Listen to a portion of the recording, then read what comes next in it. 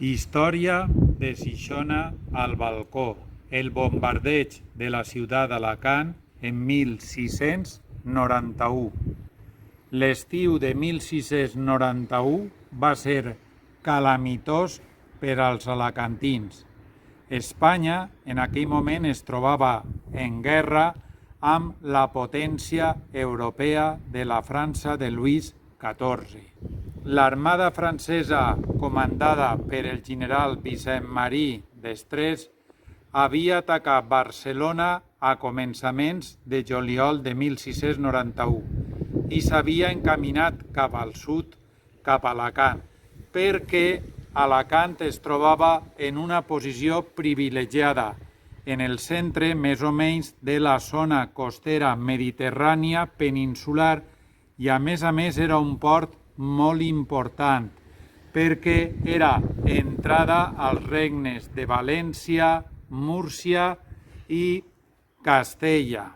El 21 de juliol la flota francesa va arribar a Alacant i va ancorar en la badia de Baver a recer del possible bombardeig de les tropes espanyoles. Van fer parlament. El que volien els francesos era una acció piràtica, ja que demanaven una quantitat de diners a canvi de no bombardejar la ciutat.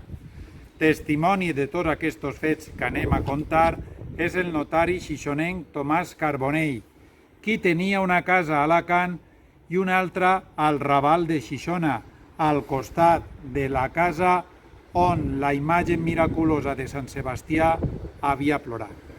Tomàs Carbonell en diu el següent de tots aquests fets. Posa en memòria que en lo present any de 1691 vengué una armada francesa a la ciutat d'Alacant i demanà 1,5 milions per a son rei.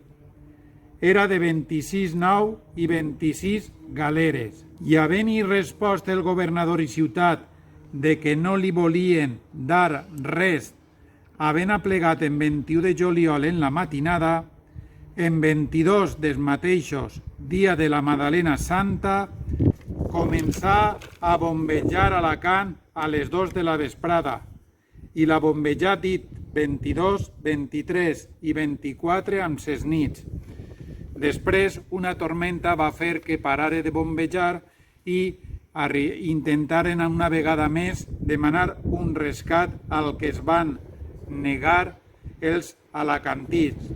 I seguim en Tomàs Carbonell. El dia 28 de dissabte i diumenge 29 tornar a bombejar i tirar amb bombes de cremar i destruir i abrasar quasi tota o la major part de la ciutat i arrabal del portal d'Elx.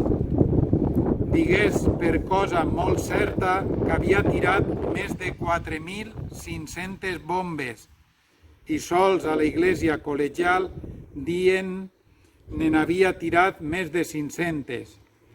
El dia 30 amanegué la nostra armada sols de 25 naus d'Espanya i el francès pegà a fugir. I això és tot. Si vols saber-ne més, busca en Facebook la pàgina Cronista Xixona.